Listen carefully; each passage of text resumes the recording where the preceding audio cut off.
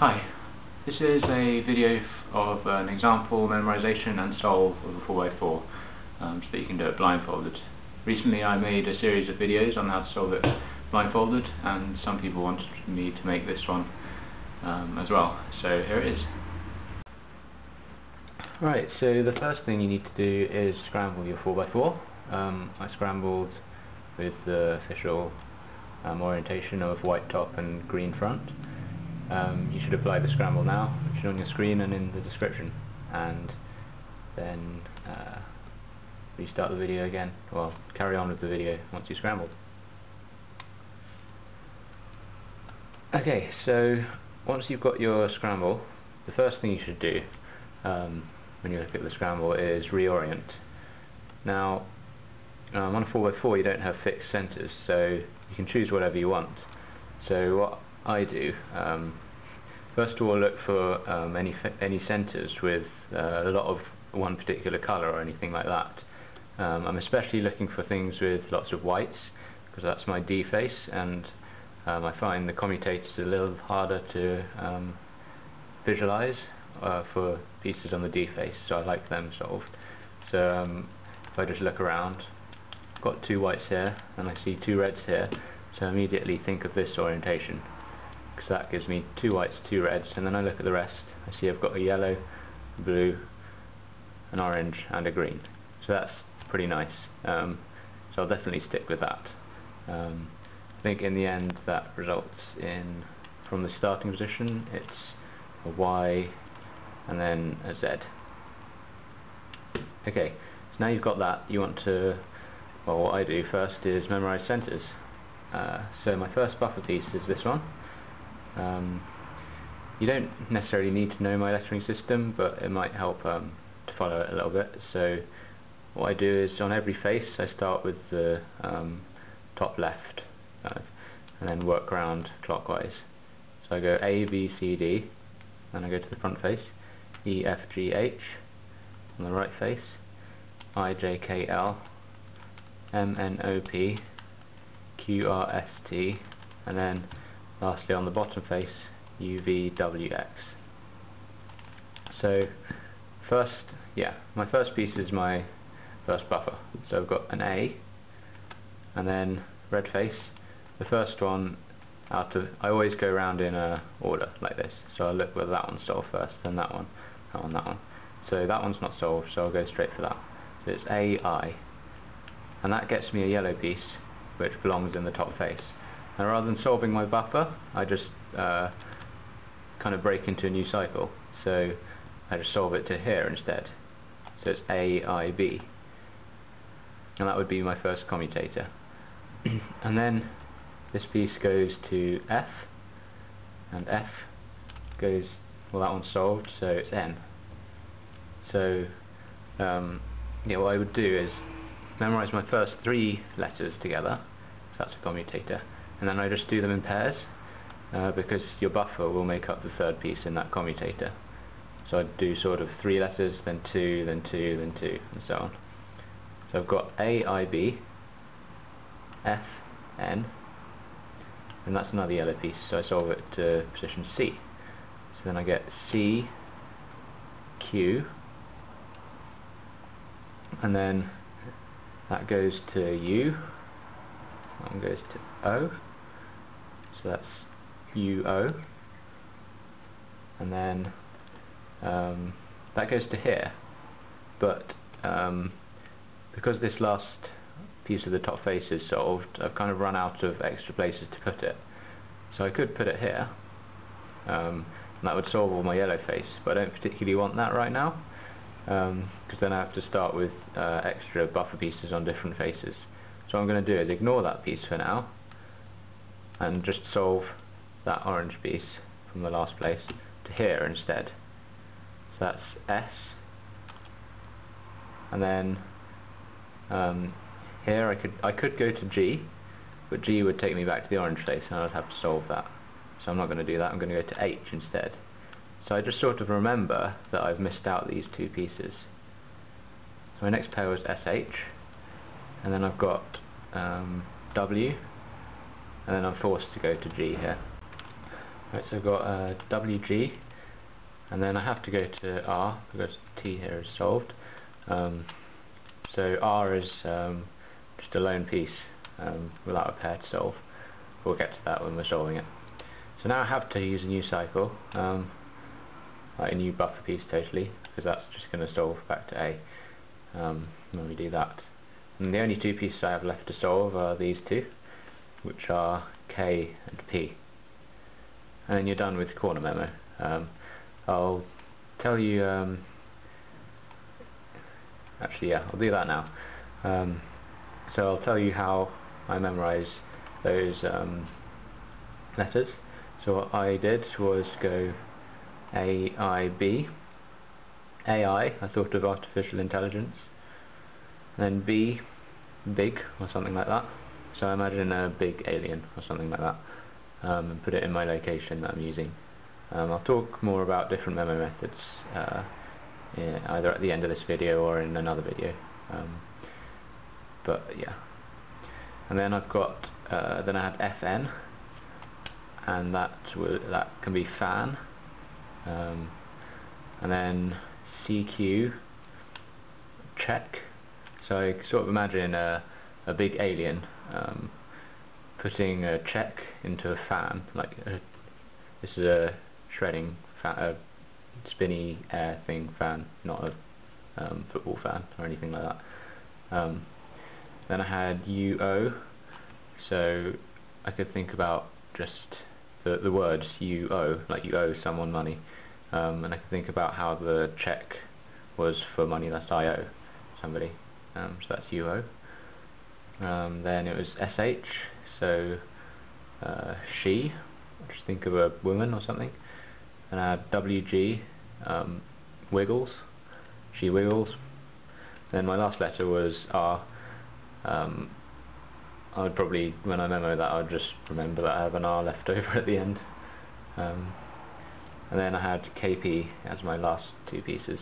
That's the initials of Kevin Peterson, English cricketer, for those of you who don't know anything about cricket. So yeah, now edges. The buffer piece is this one here, so I need to decide where that needs to go. Now it's orange blue, so clearly it goes somewhere on this edge, but which one does it go in? Well, what you do is you sort of trace it around the cube to see which one it would solve in. So if I just did F, I'd end up with the orange here and the blue there, which is the wrong way around. So clearly it's going to be in here, so if I do D prime, L prime, it will solve into the right place. So I've got C, and then you can just trace for all the pieces, and you just go around your cycles. So I've got C, Q, M, K, L, D, N, T, H, W, B, A. Now I got to there, and that one is my buffer piece. So that's the end of a cycle there. I should also talk about how I memorize these. So I use the same sort of system of remembering words and things. I'm not going to go through which words I make up for that. But basically I always memorize edges in fours, because you want them in pairs. You should know from solving with R2 that you want to think of everything in pairs. So I just do them all in fours, like four letter phrases, sorry. It can be 2, maybe 3, maybe 4 words, but it will cover 4 of the letters. And I put that into one location. Yeah, sorry for all the cuts. The battery kind of runs out every 4 minutes or so, and I have to recharge it. Anyway, yeah, so I have 4 letters to a location, and yeah, so I had 12 letters down there, and my cycle ended with A, because that was my buffer. So now you just have to pick a new, start a new cycle somewhere. So I've done A, B, C, D, now E and F are already solved. So G, that's the first one I haven't solved yet. So I'll start with that one. So my new cycle starts with G, and that goes to R, I, J, S, and that goes back to G. So that's 5 new edges, but you're going to have to shoot to G at the end of the cycle as well, because you never solved G in the first place. So you're going to have to do G, R, I, J, S, G. So that's so I'd memorise that as a 6 or a 4 and a 2, because then it's easier to think about the cycles in your head, and you won't get mixed up as to when you're in a new cycle or what. So then I find another piece that I haven't solved. So I've done all of those. I've got O. Start my new cycle with O. That goes to U, and U goes back to O. So I'd probably just remember that as a pair rather than O, U, O. I'll just remember I need to switch O and U. And then lastly I have P and V, and that goes back to P. So I've got 2 pairs to finish off. So it's O and U and P and V. And then you're done with Edge Memo. There's really not much to say about it. It's a lot less complicated than Center Memo because there's only one place where every piece belongs. To make sure I've done them all, at the beginning of the scramble I would usually count, like not check thoroughly, but check to see if there's any obvious edge pieces that are solved. So I would have definitely seen those 2. So I would only be expecting to solve 22 of them, which means because the buffer solves at the end of your cycle, you only really need 21 locations. And I had 12 in my first cycle, then I had another 5, and then another 2 pairs. So I know I'm on 21 there, and I'm done. So I can move on to the last thing, which is to memorise corners. Now because I solve corners first, and I memorise them last, I can memorise them really, really quickly, and then just solve them while they're in my really short-term memory. So what I do is just sort of an audio way of doing them, and rather than converting the letters into words, I just remember the sound of all the letters strung together. So my buffer piece is here. So that's my system for letters is A, B, C, D, E, F, G, H. It's just like centers, like J, K, L, and so on, down to X back here. So I've got A, M, D. So immediately I'm thinking AMD in my head. So we have AMD, and then that goes to X, and then I break into a new cycle with C. I just audio that as ZUK, and then got PI, pi, and then I've got 2 that need switching and down here, so I'm going to use these 2 as the parity, but I'll twist them as well to orient them. So I've got AMD, ZUK, pi, twist 2, and then I can quickly put the blindfold on and solve the corners. So first I'm going to start with corner execution, and I'm going to do these using comms, not really BH, just sort of freestyle comm type things. Everyone has different methods, you can use your own if you want, but I'm just going to show you what I'm going to do. So I had AMD, so I'll just set this up to an APERM, so those 3. Do an APERM, and I'll do the setup move. Then I had ZUK, which is XC. I'm going to set this up to an APERM as well, because I don't know this case for comms. So I move that one down to there, and then I move both of these across, and both of them up to here. The last move actually cancelled with the APERM that I'm going to do, so I would have done that in the solve, and then this last move cancels with one of my setup moves as well. Then I had pi, so PI.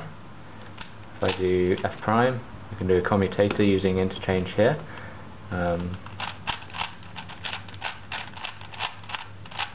And do the setup.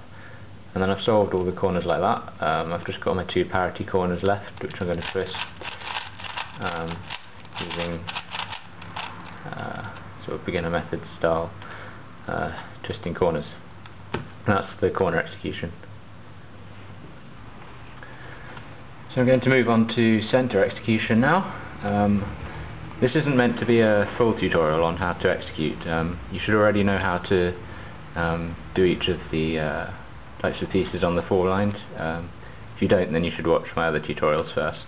And the idea of this is that if you're a little stuck as to like on a few of the cases or something, or you don't understand something I said in my other videos, then hopefully this is a good reference for it. So we'll crack on with it. So my first 3 letters were AIB in my memo, which is AIB. Now the first thing I think of is I've got 2 on the same face. So I'm going to do a face interchange com, obviously these 2 being the interchangeable ones. So my action spot is going to be the B here, because that goes to A. So I would turn to the back, and then I think, where does this need to go? This goes across to here, and that would go up to here. So if I move B to there, and then I can slice, and I can insert that piece into there. Then I do the interchange move, go back, and my setup was U, my interchanger is U, so now I just have a U2 to finish. I could have done a U prime as my interchange backwards, and then undone the setup with the U prime, but I can just think of both at the same time. So now I've done B and I there. The second one was FN. So A, FN. First thing I think of, these 2 are opposite each other, on opposite faces. F goes to N, so that's going to be my action spot, and I can go straight into it because when I bring this up, that piece is still available. So do it like this, interchange, and then I'm done. F and N. Then I had CQ, ACQ. First thing I think of, face interchange com is going to be. So AC, so that goes to there, so that's my action spot. And I can go straight into the com because when this goes across and up, it goes into the right place. So I bring this A piece down, bring Q across. So I've done my insertion of the piece, I interchange with U2, and finish off the com. So AUO. So AUO. Now these are the more tricky ones with the D face. First thing I'm thinking is that these 2 faces are opposite. And then I know that A goes to U, so that's going to be my action spot, A. I'm going to have to interchange around the sort of F and B inner slices because my third piece in the com is on the B face. I'm going to have to interchange this way and not over the top like that. So I do a D2, and then this one with an inner B2 will go down to here. And then I noticed that I can't insert this piece, which is O, into here because they're blocking each other. So yeah, that's being blocked by that. So I'm going to do a setup. Because I want to move this to here and then spin the B face round and then move it back for my insertion, the easiest thing, what I would do, is B2, because then you don't have when you do 2s, you don't have the problem of which one is the inverse, because it's just a 2 always. If you just do a B, then you might forget where it's a B prime or a B or what, so I just do a B2 there. So then when I do my insertion here, it's a B2 in the middle as well. So that was move this one to here, then spin the B face round and back. Then I interchange using the inner B2, and then do that all again. And then I need to undo my setups. So the first thing I set up was the B face, so I do my B2 again, and then the D2. Now the next one was SH. ASH. So none of these 3 are interchangeable at the moment, so I'm going to have to do a setup move. I always prefer the ones where you interchange along the horizontally and insert the this one as the third piece. So I'm going to make these two interchangeable. I have two choices. Either I can do L, like this. But then the problem with that is that because that's going to there, that's the action spot, and I can't insert this piece without another setup move. So instead I just swing the F face round, doing an F prime. Then these two are interchangeable, and I can easily insert like that. Interchange, and change back. And then I undo my setup move. I swung this round to here before. I'm just going to swing it back. Now I have AWG. AWG. So first thing is those two are on opposite faces, so I'm going to interchange that like that. I'm going to interchange in the F or B slice again, because this piece is in the front face. If it was in the left or right face, you would want to interchange around the sort of M slice, but that's not the case here. So A to W, that's already interchangeable with an inner B2, and A is the action spot because A is going to W, so I can just go straight for the COM, bring that down, F2, and back, and do my interchange. Do the second half of the COM, and I'm done with that. And then I had one piece left in the cycle, which was R. You see I have A and R to swap. And then I only had two other pieces to switch, which were KP.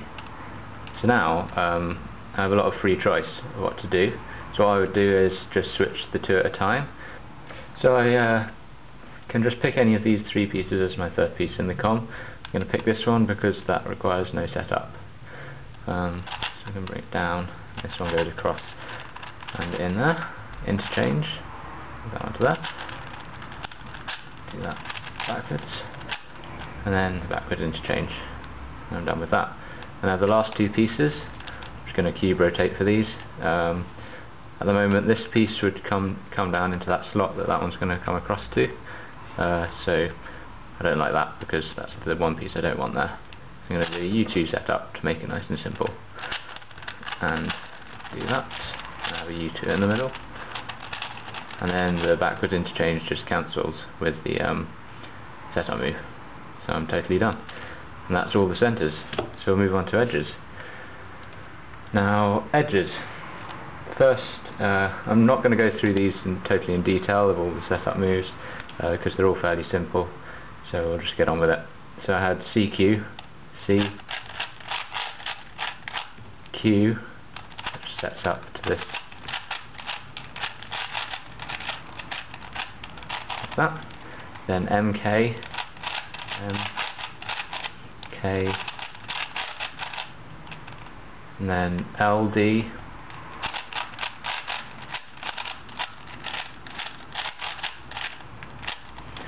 NT,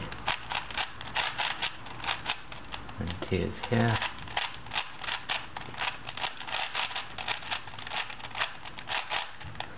HW, H. Now W. Now W is here, but because I've been solving in pairs, I know that I'm an odd slice. So instead of solving to there, I solve to here. And you should know the alg for that by now. As you can see, it did actually solve W. Now BA. That's those two. And then my cycle finished. Finished on an even number, so there's not much to think about there. And I can just start with my new cycle, which is GR, so G, and R is here. Flip. I think I did that right. Yeah. And then IJ,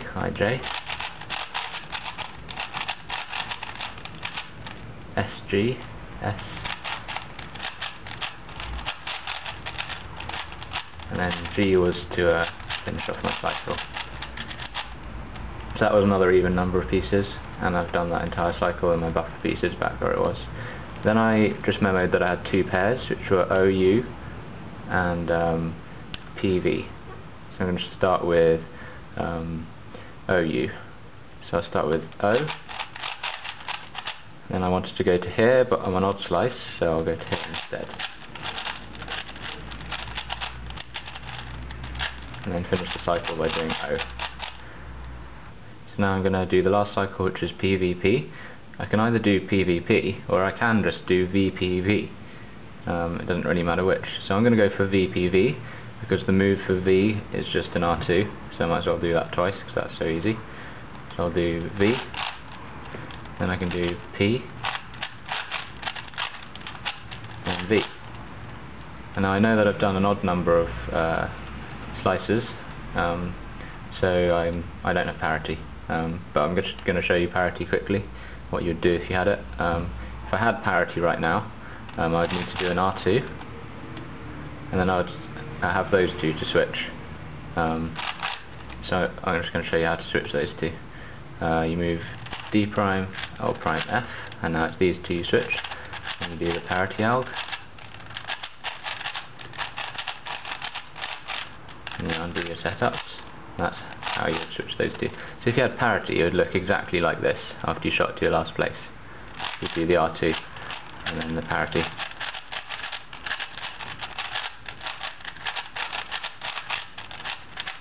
Now all you have to do is remember that you had corner parity. Add those two to switch. Obviously I still do. So I'm just going to do my usual opposite edge flip and T-pan. And you're done. Take the blindfold off and hopefully it's solved. So yeah, that's the example solve. Thanks very much for watching. Do get back to me if you have any questions. Try and answer them.